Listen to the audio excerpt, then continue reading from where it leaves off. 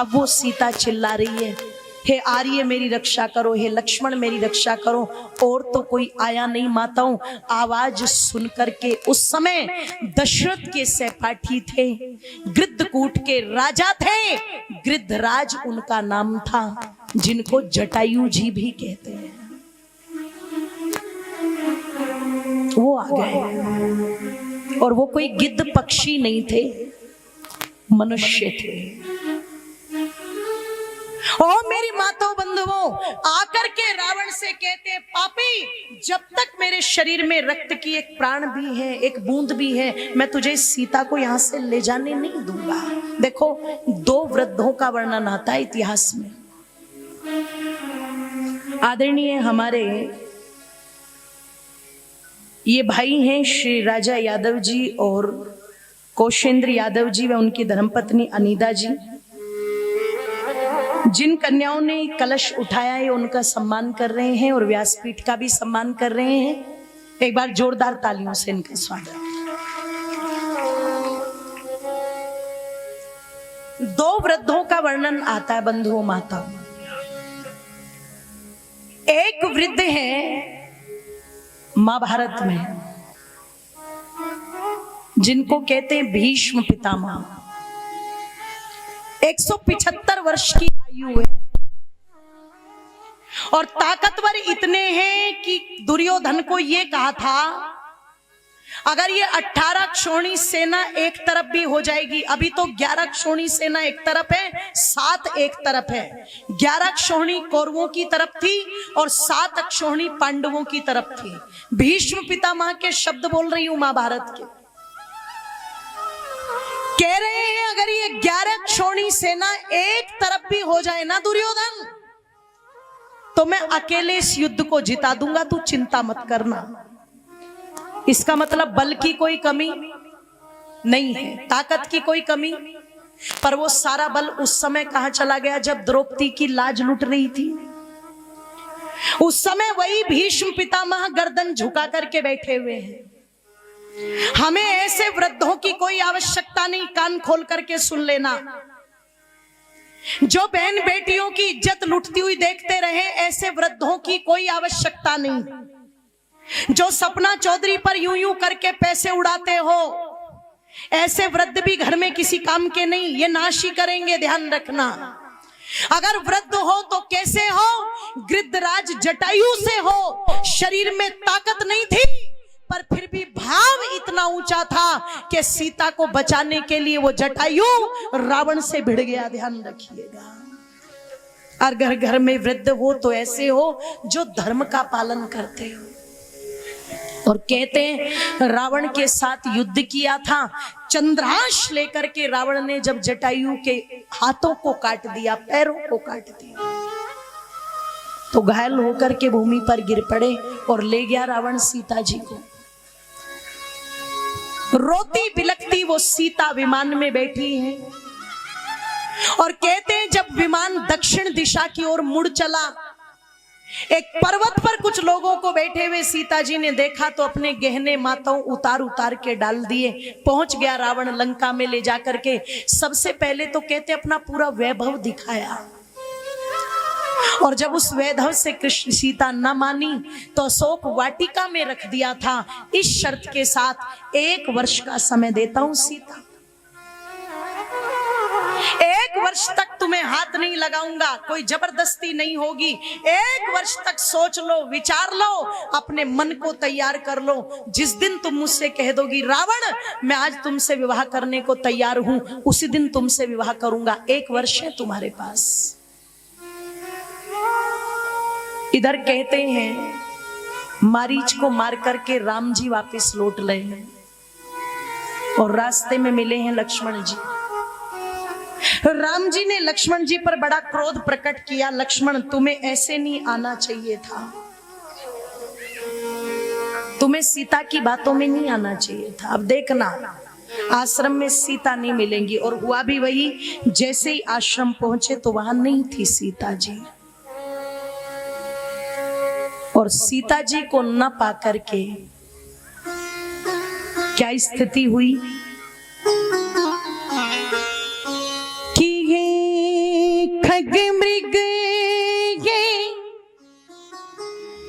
मधु कढ़ श्रेणी,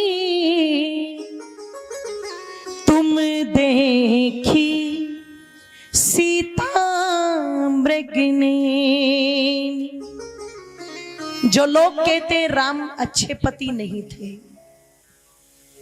अब मुझे नहीं पता अच्छे पतियों की परिभाषा क्या होती है, पर जो अपनी पत्नी के विरह में इतना विद्वान, इतना योगी व्यक्ति, और वो बावलों की भांति वन के पशु पक्षियों से पूछ रहा है, इससे बड़ी विरह की वेदना और क्या होगी। वो ढूंढ रही है सीता। कहते हैं एक राक्षसी का वध किया, कबंद नाम के एक राक्षस को मारा जब सीता जी को ढूंढ रहे थे। और कहते हैं जब कबंद नाम के राक्षस के साथ युद्ध हुआ, उसको युद्ध में परास्त कर दिया।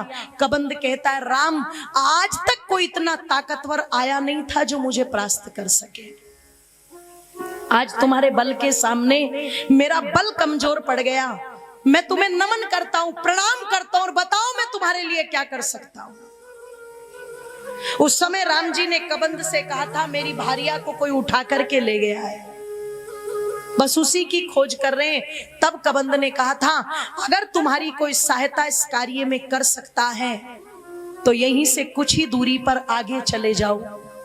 एक ऋषिमुख पर्वत है, वहां बाली का भाई सुग्रीव रहता है, इस कार्य में वो तुम्हारी मदद कर सकता है। ओ माताओं, कह दूं, कबंद के बताने पर श्री रामचंद्र जी चले थे।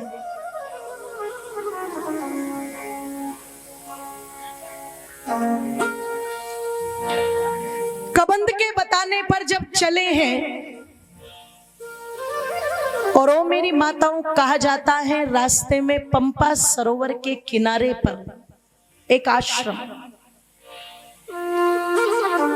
और आश्रम में रहती थी मतंग ऋषि की शिष्या माता शबरी, जो भगवान श्री राम जी के गुणों से इतनी प्रभावित थी कि मतंग ऋषि ने कहा था, किसी न किसी दिन भ्रमण करते हुए राम आएंगे जरूर। शबरी उन्हीं राम जी की प्रतीक्षा में थी। और मैं कह दूं आप लोगों के मध्य में, जिस राम जी ने इतनी विपदा में भी, इतनी पीड़ा में भी, आदमी दुख में हो, पीड़ा में हो, उसे दूसरे से मिलना नहीं सूझता। क्या कहता है, मेरा मन नहीं, मुझे किसी से नहीं मिलना, मुझे किसी से नहीं बात करनी। पर राम राम क्यों है? क्योंकि जो धर्म का सबसे पहला लक्षण है धैर्य, वो उनके साथ चलता है। पत्नी को कोई उठा करके ले गया है, संकट में है, लेकिन किसी ने संकेत किया, यहाँ पंपा सरोवर के किनारे वो शबरी तुम्हारी बहुत बड़ी भक्त है राम, उनसे मिलते चले जाना, रोज तुम्हारी प्रतीक्षा करती रहती है और रोज एक ही बात कहती रहती है, और वो क्या कि रामा रामा करते करते। आओ जरा तालियों को खोल भी देना और बोल भी देना कि रामा रामा करते करते बीती रे उमरिया कि दशरथ नंदन कब आ गए,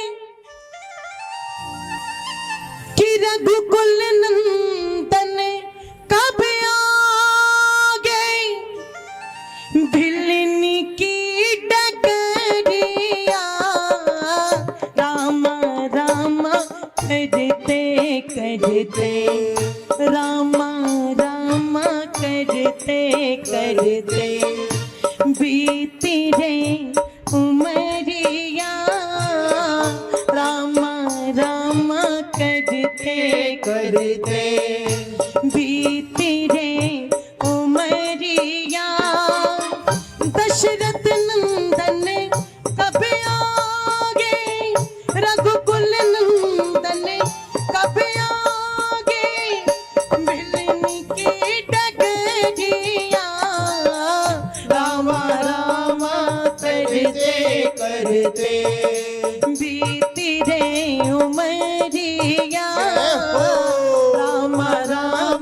करते करते। दोनों हाथों को एक बार उठा करके एक साथ सभी के सभी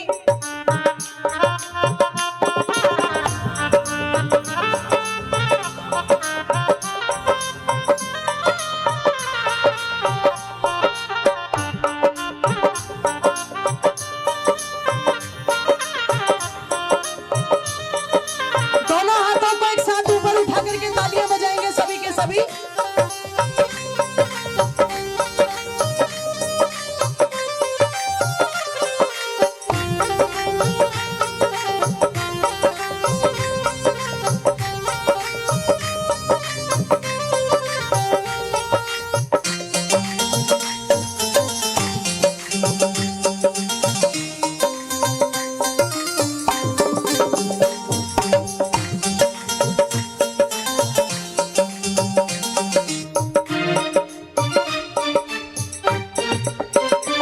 कर रही थी, कहा कि शबरी राम जी की भक्ति में डूबी हुई और उनके गुणों की प्रशंसा करती हुई निरंतर अपने मन में सोचती रहती। और क्या सोचती है?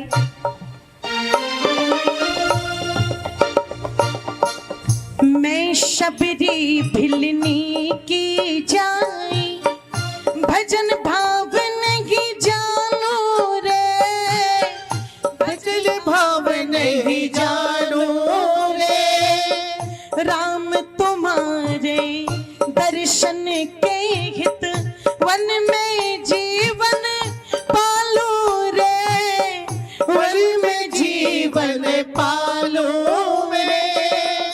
अब तो मुझको दर्शन दे दो, अब तो मुझको दर्शन दे दो, ले लो जी खबरिया।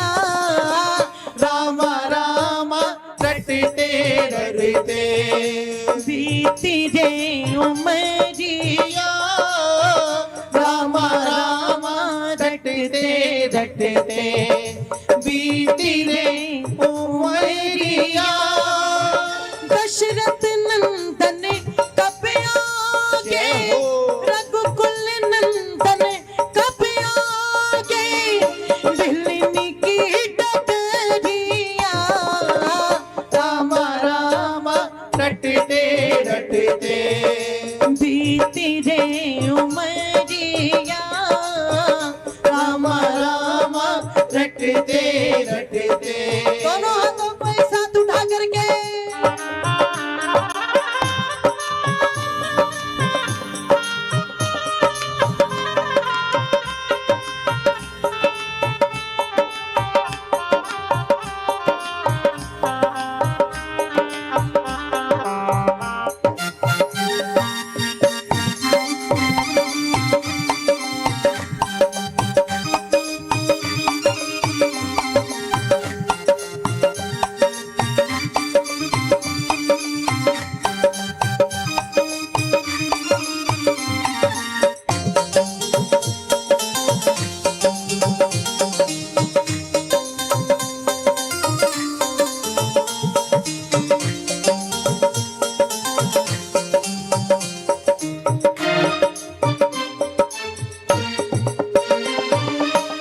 रोज सवेरे वन में जाकर रास्ता साफ कर आती हो, रास्ता साफ कर आती हो।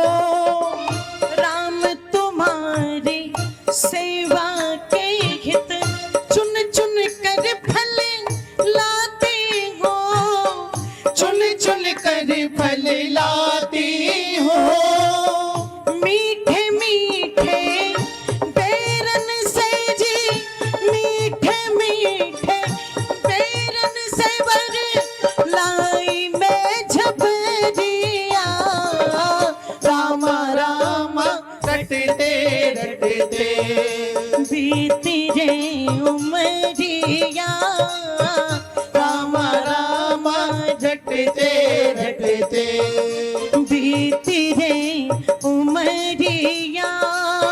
दशरथ नंदन कब आगे, रघुकुल नंदन कब आगे, भिलनी की डग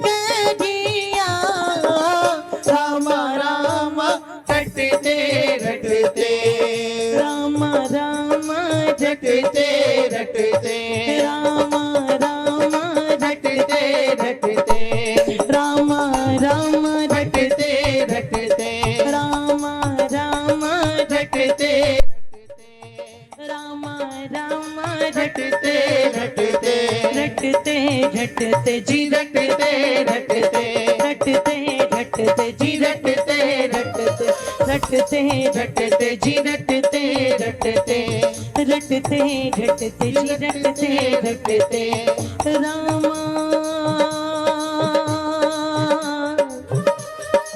राम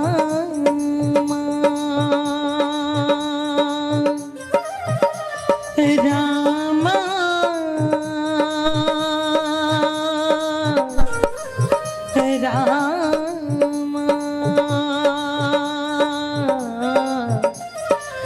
राम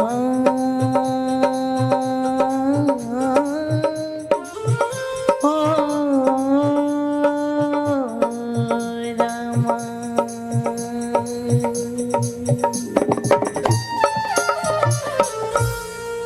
बोली मर्यादा पुरुषोत्तम श्री रामचंद्र भगवान की जय श्री राम जय जय श्री राम